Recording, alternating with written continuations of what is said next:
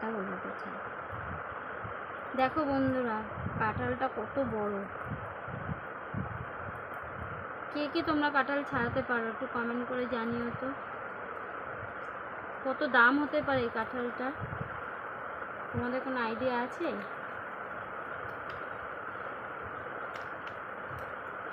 ভালো হবে কি না জানি না, যে দামে কিনে এনেছি হাসি পাবে শুনলে।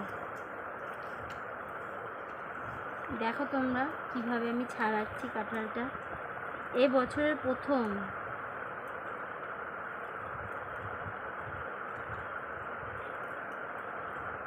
তোমরা কাঁঠাল খেতে ভালোবাসো বন্ধুরা? আমার তো খুব ভালো লাগে। কাঁঠালের কোয়াগুলো দেখো,